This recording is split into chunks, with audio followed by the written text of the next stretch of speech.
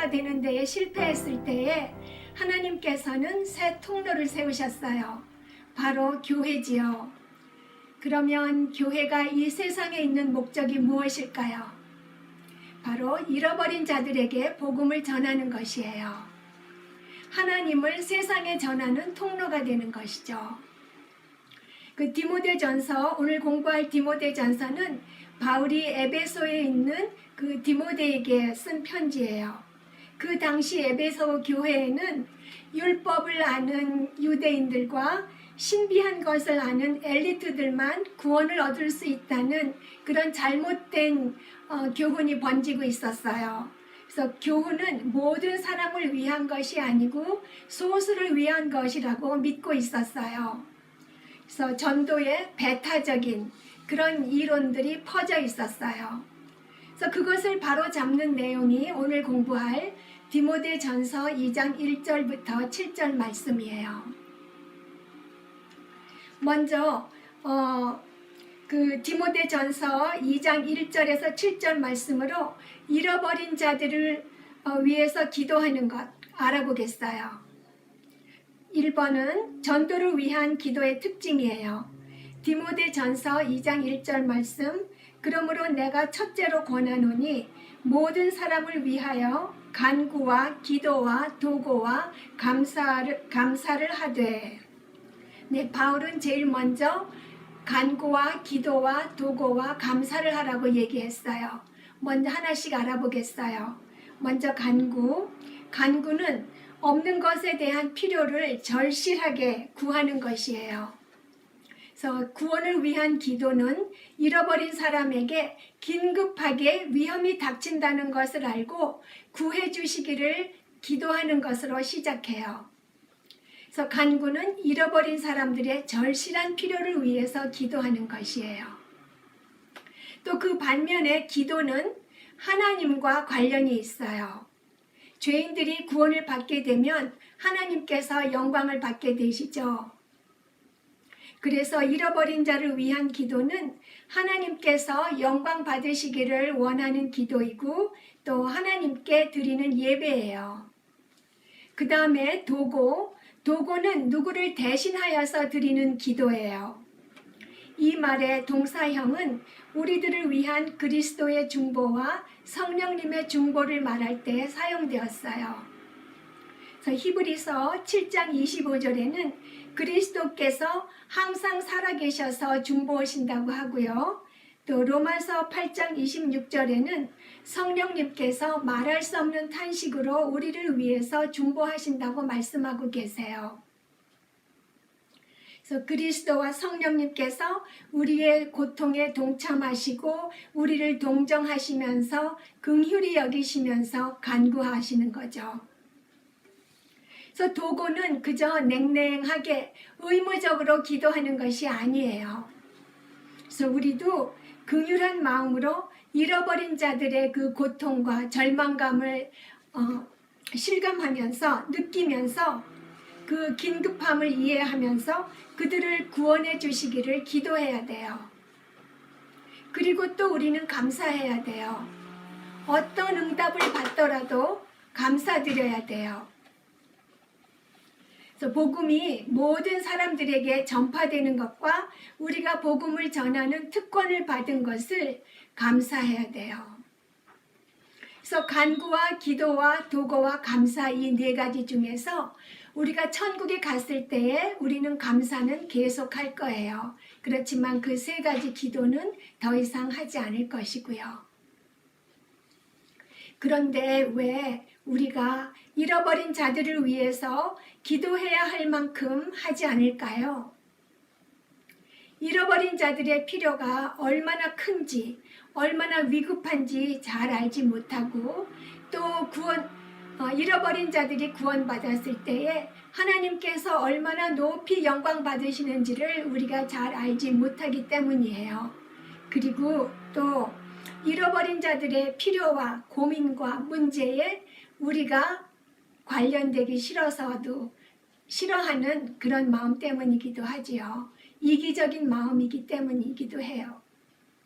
그래서 우리는 그런 이기적인 삶에서 벗어나서 긍휼한 마음으로 잃어버린 자들을 위해서 간구하고 기도하고 도고하고 감사해야 돼요. 이제 두 번째로 전도를 위한 기도의 범위를 보겠어요. 디모데전서 2장을 보면 1절에는 모든 사람을 위하여 기도하라고 하고 2절에는 임금들과 높은 지위에 있는 모든 사람을 위하여 기도하라고 해요. 그러니까 모든 사람이 전도를 위한 범위예요. 그래서 우리는 선택받은 자들에게만 기도하려고 하면 안 돼요. 왜냐하면 첫째로 우리는 세상 모든 사람들에게 복음을 전하라는 명령을 받았어요. 그리고 둘째로 우리는 누가 하나님께서 선택한 사람인지를 우리는 몰라요. 그리고 셋째로 전도의 범위는 선택받은 자들보다 넓기 때문이에요. 그래서 마태복음 22장 14절을 보면 청함을 받은 자는 많되 택함을 입은 자는 적으니라 이렇게 말씀하세요. 그래서 내가 선택받은 사람에게만 전도해야지 이러면 우리가 누가 선택받은 사람인지도 모를 뿐만 아니라 많이 청하라고 하셨는데 그 명령에 불순종하는 것도 되는 거예요. 그래서 전도의 범위는 보편적이에요. 세상 모든 사람이 다 포함돼요. 그래서 하나님께서는 모든 죄인들을 구원으로 부르시기 때문에 우리는 모든 사람의 구원을 위해서 기도해야 돼요. 에스겔서 33장 11절 말씀을 보면 나의 삶을 두고 맹세하노니 나는 악인이 죽는 것을 기뻐하지 아니하고 악인이 그의 길에서 돌이켜 떠나 사는 것을 기뻐하노라. 이스라엘 족속아 돌이키고 돌이키라. 너희 악한 길에서 떠나라. 어찌 죽고자 하느냐. 이렇게 말씀하셨어요. 그리고 사도행전 17장 30절에는 이제는 어디든지 사람에게 다 명하사 회개하라 하셨으니 어디든지 다. 그 대상이 모든 사람이라는 거죠. 그리고 디도서 2장 11절 말씀을 보면 모든 사람에게 구원을 주시는 하나님의 은혜가 나타났다 그래요. 하나님의 은혜는 모든 사람을 구원하시는 은혜라고 하시죠. 그래서 모든 잃어버린 자를 위해서 기도하는 것은 우리가 해야 할 일이에요. 그리고 또 바울은 임금들과 높은 지위에 있는 모든 사람들을 위하여 기도하라고 했어요. 그 당시의 왕은 네로였어요.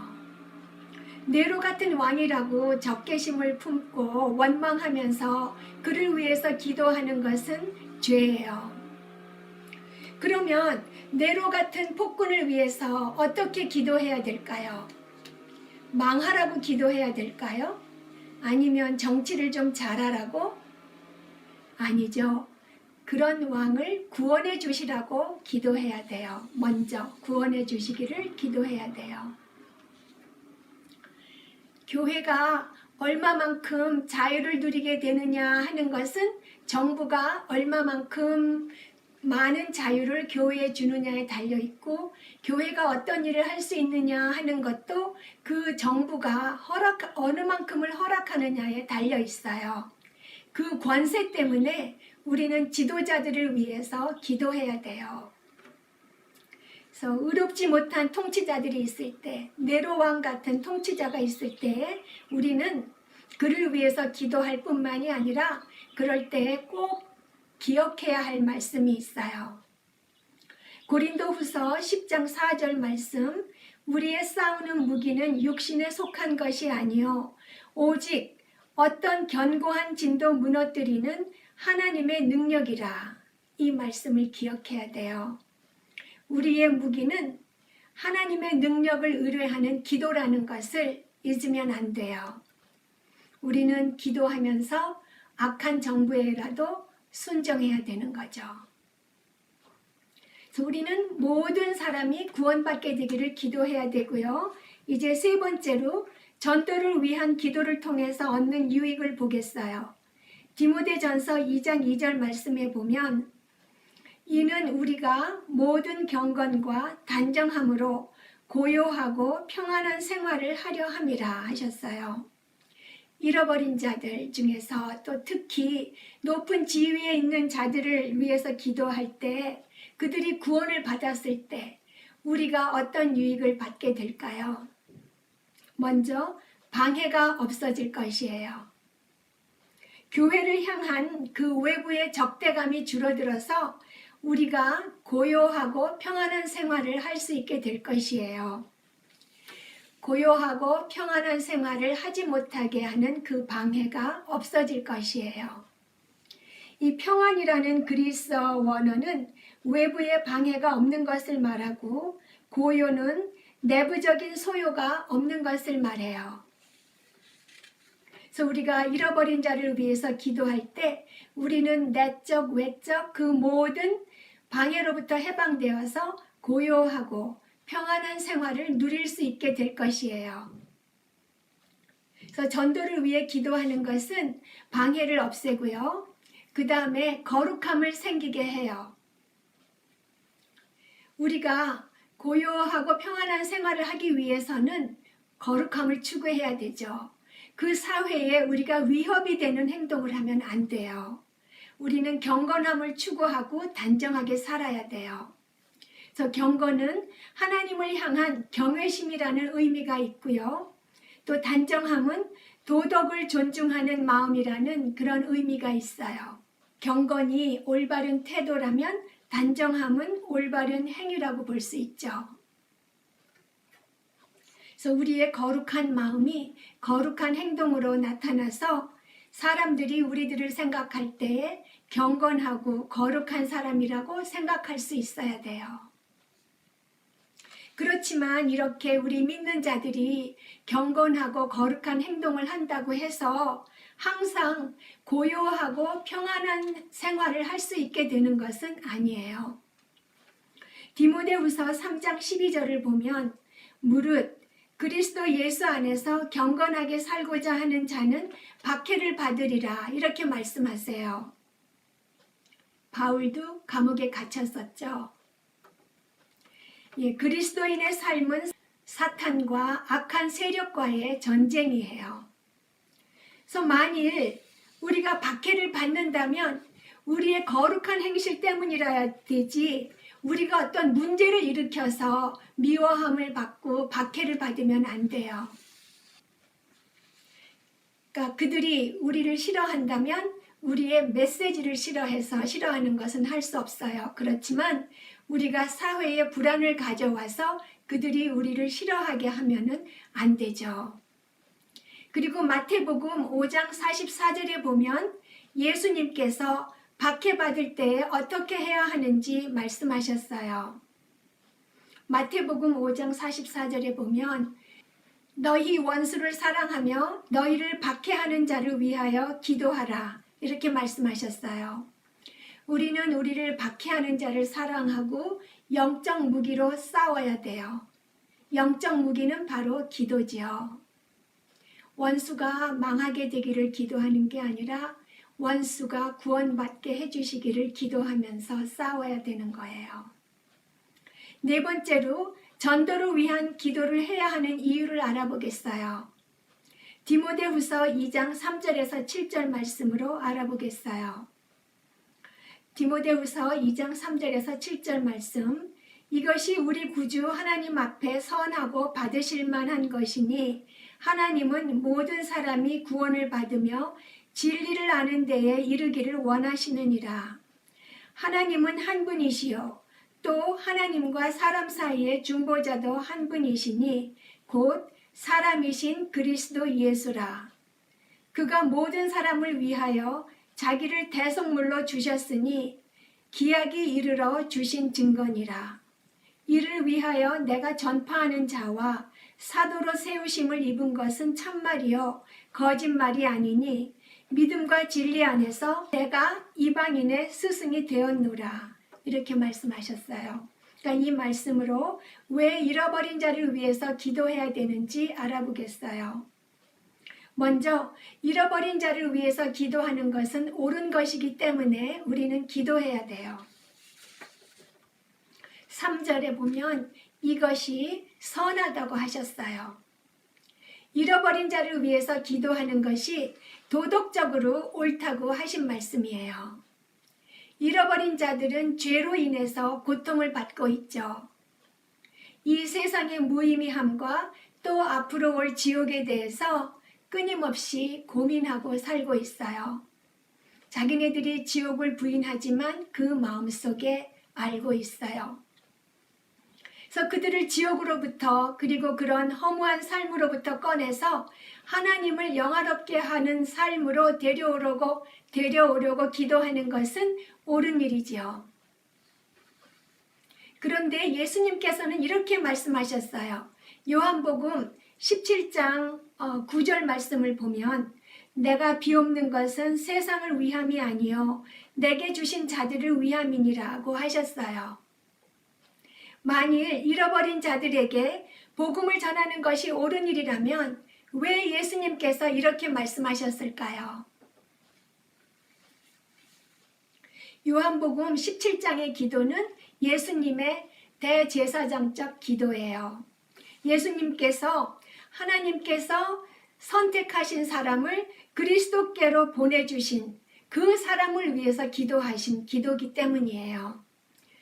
예수님께서는 대제사장으로서 하나님께서 창세전에 택하신 자들이 구원받을 것과 또 그들이 하늘에 속한 모든 신령한 복을 받을 것을 위해서 기도하셨기 때문에 세상의 그 모든 사람들은 거기서 제외되었어요. 그리고 고린도후서 5장 18절에서 20절을 보면 우리가 다 그리스도의 사신이라고 해요. 그리스도의 대사라고 해요. 그리고 하나님께로부터 화목해 하는 직분을 받은 사람이라고 말씀하세요. 그래서 우리는 그리스도의 대사로서 사람들이 하나님과 화목하도록 전도해야 돼요. 그리고 전도를 위한 기도를 해야 되고요. 그래서 잃어버린 자를 위해서 기도하는 것은 옳은 일이기 때문에 기도해야 되고요. 두 번째로 잃어버린 자를 위해서 기도하는 것은 하나님의 갈망과 일치되기 때문에 기도해야 돼요. 먼저 하나님께서 어떤 분이시기에 잃어버린 자들을 위하여 기도하는 것을 갈망하시는지 알아보겠어요. 먼저 하나님의 본성을 보죠. 3절에 보면 우리 구주 하나님이라고 해요. 구주 하나님. 구원하시는 하나님이라는 말씀이죠. 그래서 구원하시는 것은 하나님의 본성이시고 하나님의 성품과 일치한다는 말씀이에요. 그래서 사람들을 구원하시기를 갈망하시는 그 하나님의 마음은 하나님의 아들 예수 그리스도를 대속적 죽음을 하게 하신 것으로 증명되죠. 그래서 그리스도의 대속보다 죄인들을 향한 하나님의 마음을 더 잘 보여주는 것은 없어요. 그리스도의 대속적 죽음을 통해서 하나님께서 모든 사람이 구원받기를 갈망하시는 것이 분명하게 드러났어요. 그런데 우리가 흔히 구약에서의 그 하나님은 심판하시는 두려운 분이시라고만 생각할 때가 있어요. 그런데 그렇지 않죠. 예수님을 이 땅에 보내신 분은 바로 하나님이시니까요.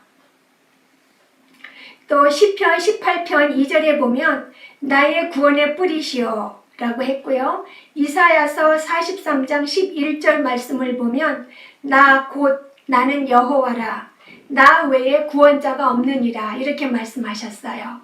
세상에 구원할 사람이 있으면 내가 한다 이런 말씀이시죠. 나 외에는 구원할 수 있는 사람이 없다고 분명히 말씀하셨어요. 그리고 에스겔서 18장 32절을 보면 죽을 자가 죽는 것도 내가 기뻐하지 아니하노니 너희는 스스로 돌이키고 살지니라. 악한 자들이 멸망당하는 거 원하지 않으시고 그들이 진심으로 회개해서 살기를 바라신다고 말씀하셨어요. 구원하시는 것은 하나님의 본성이에요. 이제 두 번째로 하나님의 갈망하시는 뜻과 포괄적인 뜻을 알아보겠어요.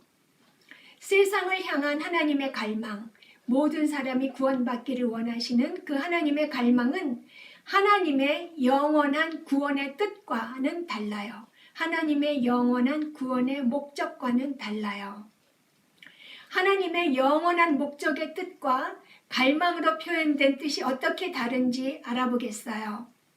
우리가 육과에서 뜻이 이루어지이다, 거기에서 하나님의 뜻이 세 가지 있다고 배웠죠. 하나님의 뜻에는 포괄적인 뜻과 긍휼에 관련된 뜻과 명령에 관련된 뜻이 있다고 배웠어요. 그래서 오늘 11과에서 하나님의 그 갈망하시는 뜻은 긍휼에 관련된 뜻이고요. 영원한 구원의 뜻, 영원한 구원의 목적이라고 되는 것은 그 포괄적인 뜻에 포함돼요. 잠깐 복습하면은 하나님의 그 포괄적인 뜻, 그 포괄적인 뜻이라고 우리가 6과에서는 배웠는데 11과에서는 영원한 목적의 뜻 아니면 이미 결정된 뜻 이렇게 이야기하고 있어요. 포괄적인 뜻, 영원한 목적의 뜻, 이미 결정된 뜻. 이 하나님의 포괄적인 뜻이라는 것은 하나님의 주권적인 계획에 관련된 뜻이에요. 그래서 하나님께서 반드시 이루실 것이고 아무도 방해하지 못하는 그 뜻을 말해요. 그런데 여기에는 악을 허락하시어서 그것으로도 선을 이루시는 것도 포함이 되고요. 또 악한 자들의 멸망으로 하나님께서 영광을 받으시는 것도 포함이 돼요. 그리고 하나님의 가장 원대한 목적을 꼭 이루시는 것이 포함되는데 그 원대한 목적은 바로 교회를 세우시는 것이에요. 하나님께서 하나님의 그 백성을 구원하시어서 영원한 그리스도의 몸을 세우시는 것이 하나님의 원대한 목적이신데 하나님께서 반드시 이루실 것이에요. 그래서 이 포괄적인 뜻은 꼭 이루어지는 뜻이에요. 그리고 두 번째로 긍휼과 관련된 하나님의 뜻을 보면 긍휼에 관련된 하나님의 뜻은 잃어버린 자를 구원하시는 뜻과 같아요. 관계가 있어요. 그래서 긍휼에 관한 하나님의 뜻은 잃어버린 자들을 구원하시는 것과 관계가 있어요. 예수님께서는 예루살렘의 구원을 갈망하셨어요. 그래서 기도하셨고 말씀을 전파하셨고 병든 자들을 고쳐주셨고 끝까지 섬기셨어요. 그렇지만 그들은 예루살렘 사람들은 예수님을 대적했고 예수님을 십자가에 못 박아서 돌아가시게 했죠.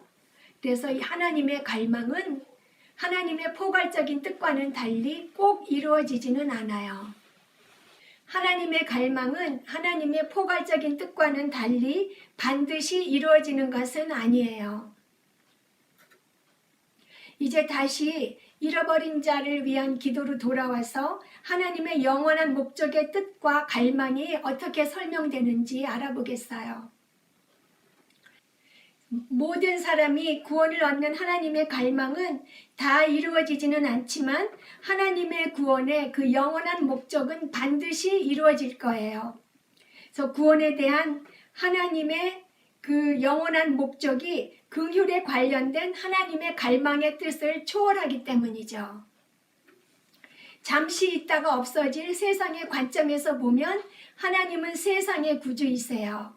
그렇지만 그 영원이라는 관점에서 보면 하나님께서는 오직 믿는 자들의 구주이시고요.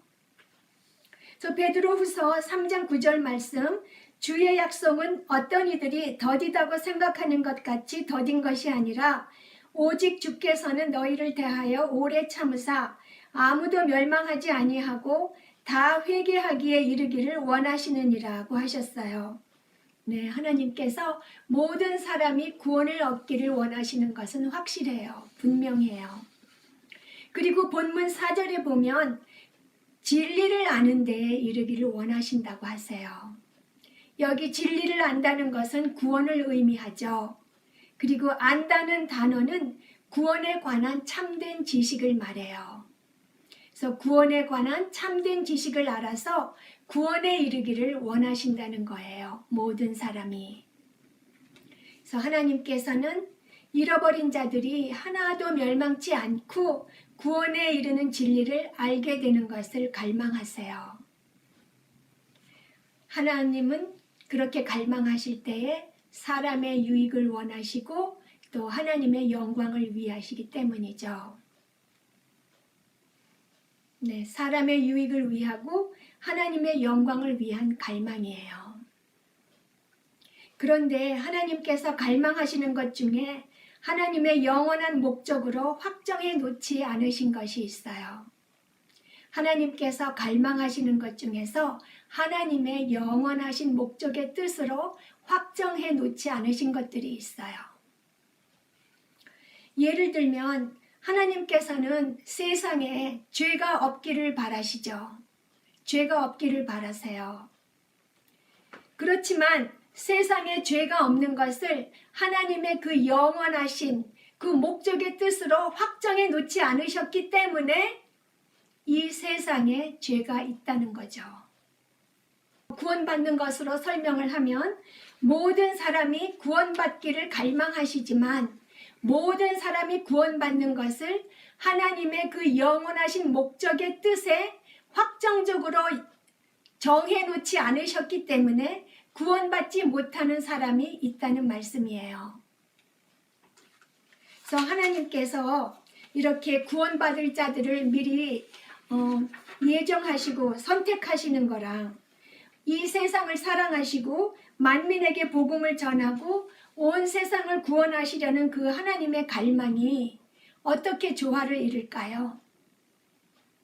그리고 죄인들은 믿을 능력이 없어요. 없지만 믿어야 할 책임이 있어요. 그리고 그가 믿지 않았을 때는 자기 죄에 대한 믿지 않은 것에 대한 책임이 본인에게 있죠. 자기에게 있어요. 이런 걸 다 어떻게 설명해야 될까요? 이것은 하나님의 신비예요. 신성한 비밀이에요. 이거는 우리가 하나님께서 말씀하신 대로 두 가지를 다 받아들여야지 그 중에 하나를 없애고 하나를 받거나 아니면 둘 다 반반 잘라서 하나로 만들어서 이해하려고 하면 틀린 거를 믿게 돼요. 그래서 이 두 가지를 우리가 다 받아들여야 돼요. 그래서 이런 우리가 보기에 모순 같아 보이는 문제를 매듭짓는 성경의 가르침은 하나님의 뜻이다. 그것이에요. 네, 이것이 하나님의 뜻이다. 창세전에 완전히 선하신 하나님께서 모든 믿는 자를 택하고 사랑하셨다는 사실이 그 사실이 거기에 하나님의 확정된 주권적인 뜻이다. 그게 답이에요. 그래서 요한 머레이와 네드 스톤 하우스도 그 책에 이렇게 얘기했죠. 하나님께서 어떤 일이가 그것을 받아들여야 돼요. 그 다음에 세 번째로 보편 구제설을 보면 보편 구제설은 모든 사람이 구원을 받는다는 설이에요. 그런데 틀린 주장이죠. 하나님의 그 영원하신 목적의 뜻과 또 갈망으로 표현된 하나님의 뜻을 우리는 구분해서 이해해야 되죠. 그래서 그것은 신학자들이 하나님의 비밀스러우신 뜻과 하나님께서 드러내신 뜻이 어떻게 되는지 그것을 구분하는 것과 같아요. 근데 이렇게 하나님의 갈망하시는 뜻과 하나님께서 이미 정해놓으신 그 영원한 목적의 뜻에 대해서 계속 읽으면서 생각나는 구절이 있어요. 신명기 29장 29절 말씀이에요. 감추어진 일은 우리 하나님 여호와께 속하였거니와 나타난 일은 영원히 우리와 우리 자손에게 속하였나니 이는 우리에게 이 율법의 말씀을 행하게 하심이니라. 네, 감추어진 거는 하나님께 속해 있고 그러니까 우리는 율법으로 드러내신 그 일을 우리가 실천해라 그런 말씀이죠. 그러니까 우리는 잃어버린 자 모든 사람을 위해서 기도하면 되는 거예요. 그리고 세 번째로 구원을 위한 기도는 하나님의 유일성을 반영해요.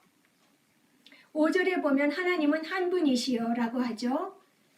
성경의 가장 근본적인 가르침 중에 하나가 이 세상의 신은 하나님 한 분밖에 없다는 것이에요. 이 세상의 신은 하나님 한 분밖에 없다는 것. 그렇지만 이 세상은 그 유일한 신의 개념을 거부하죠. 이 세상에 많은 종교가 있는데 그 각 종교마다 나름대로의 구원의 길이 있다고 주장해요. 이 세상 종교는. 만약에 그렇다면 각 종교에도 구원의 길이 있다면 우리 그리스도인들이 전도할 필요가 없죠. 구원의 복음을 전할 필요가 없죠. 그렇지만 하나님 말씀은 분명히 천하 인간의 구원을 얻을 만한 다른 이름을 주신 적이 없다고 분명히 말씀하시죠. 사도행전 4장 12절에요. 그래서 전도를 위해서 하나님께 기도하는 것은 이 세상에는 오직 한 하나님이 계시고 오직 그 하나님만 모든 사람을 구원해 주실 수 있다는 것을 인정하는 것이에요. 그래서 하나님께서 유일하신 신이시기 때문에 유일하신 구주이시기 때문에 우리는 구원을 위해서 하나님께 기도해야 돼요. 이제 네 번째로 잃어버린 자를 위하여 기도하는 것은 그리스도의 인격과 일치하기 때문에 우리는 기도해야 돼요. 5절에 보면 하나님과 사람 사이의 중보자도 한 분이시니 곧 사람이신 그리스도 예수라 이렇게 말씀하세요. 중보자는 바로 두 사람 사이에 그 화평의 관계를 회복하고 그 자기네들이 약속한 것을 승인하는 사람이 중보자예요. 욥기 9장 32절과 33절에 보면 이렇게 말해요. 하나님은 나처럼 사람이 아니신즉 내가 그에게 대답할 수 없으며 함께 들어가 재판을 할 수도 없고 우리 사이에 손을 얹을 판결자도 없구나. 손을 얹을 중재자도 없구나. 이렇게 말한 거예요. 그러니까 욥이 하나님께서는 사람이 아니니까 어떻게 하나님한테 갈 수 있을지 모르겠다. 이렇게 얘기하는 거죠. 하나님과 나를 중재해 줄 사람이 없다.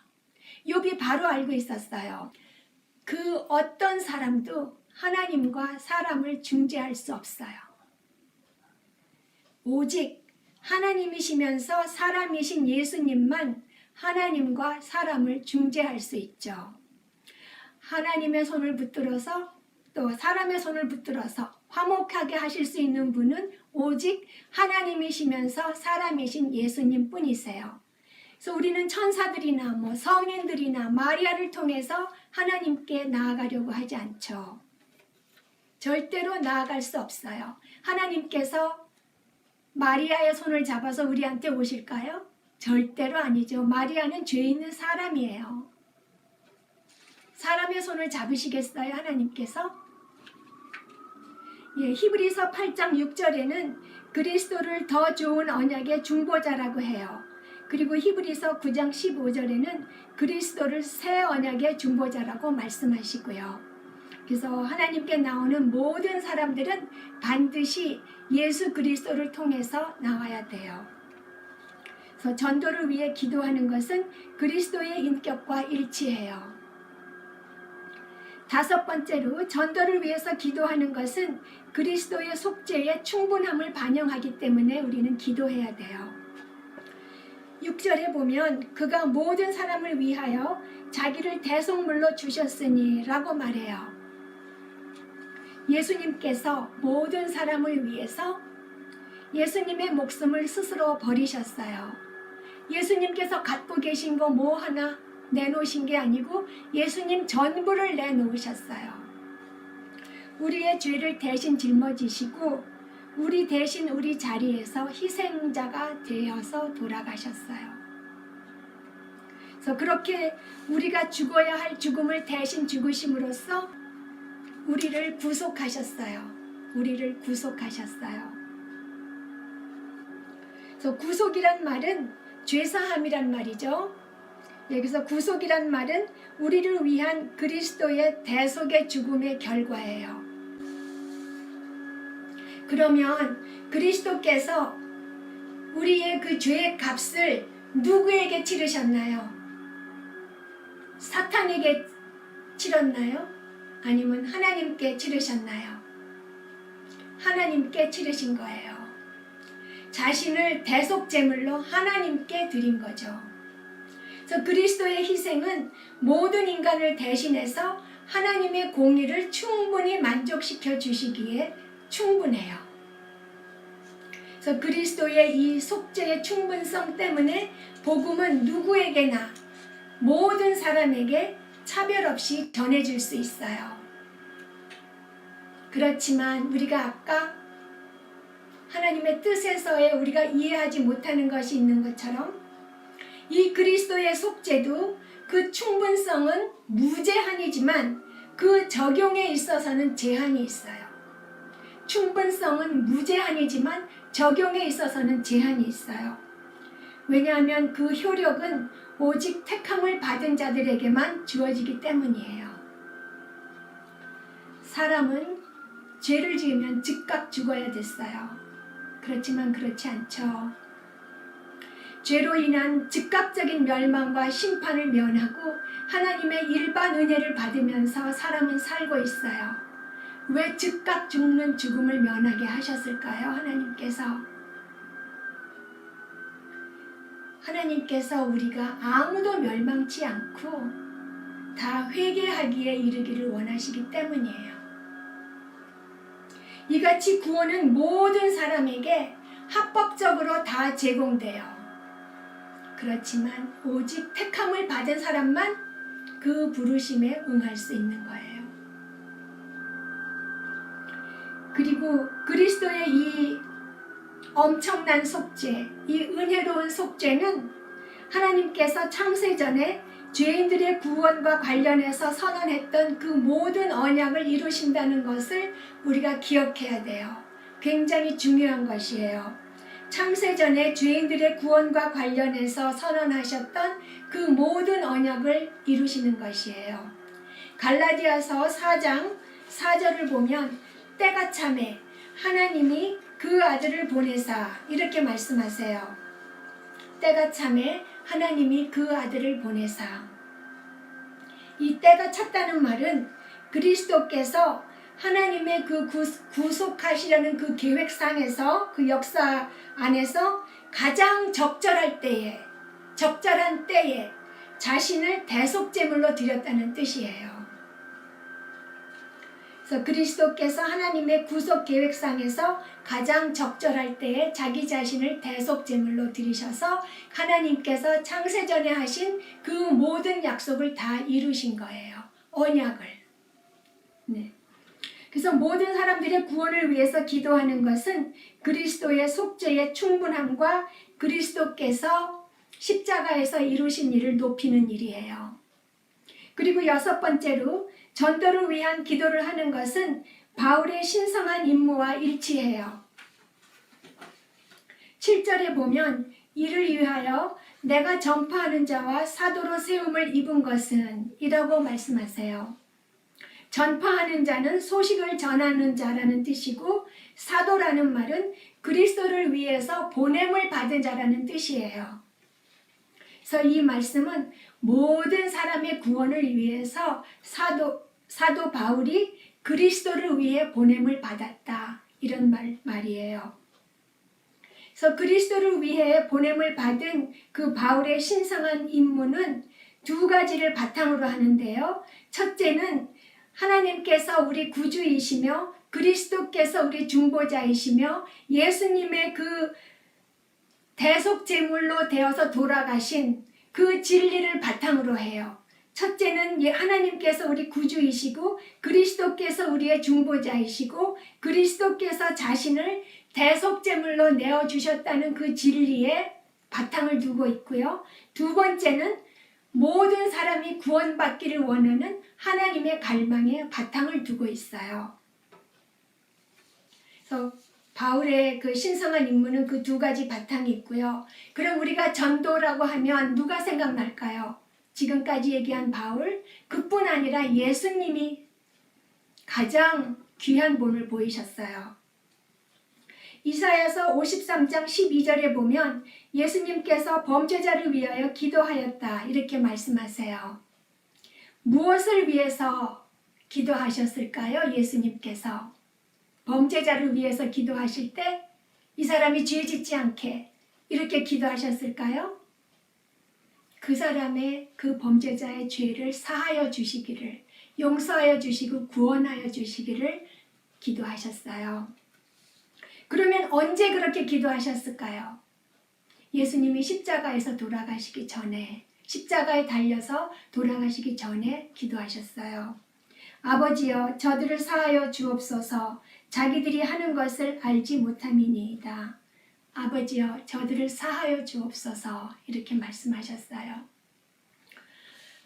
그러면 사하여 달라는 그 예수님의 기도에 하나님께서 응답하셨을까요?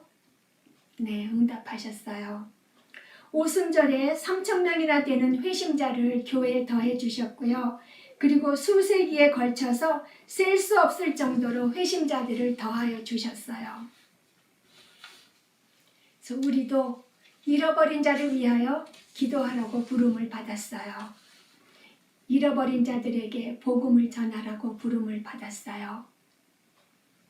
근데 우리가 하는 전도는 먼저 전도를 위한 기도로 시작돼요. 우리가 끊임없이 잃어버린 자들을 위해서 기도하겠다고 우리 마음과 약속을 맺어야 돼요. 하나님께서는 잃어버린 자들을 위한 우리의 기도를 들어주세요. 그동안 우리가 이 책을 통해서 주기도문 먼저 배웠죠. 주기도문을 배우면서 예수님께서 가르쳐 주신 기도의 틀을 배웠고, 바울의 기도를 통해서 영적인 것을 먼저 구해야 된다는 것도 배웠고요. 그래서 우리가 그 두 가지에 따라서 기도를 한다면 우리의 그 기도의 삶이 달라질 것이고, 하나님께 더 가까이 나아갈 수 있게 될 것이고, 또 하나님의 응답도 더 많이 받게 될 거예요. 그리고 만일 아직 구원을 받지 못하신 분이 계시다면 회개하시고 예수님께 나아오시기를 권합니다. 기도하시겠습니다.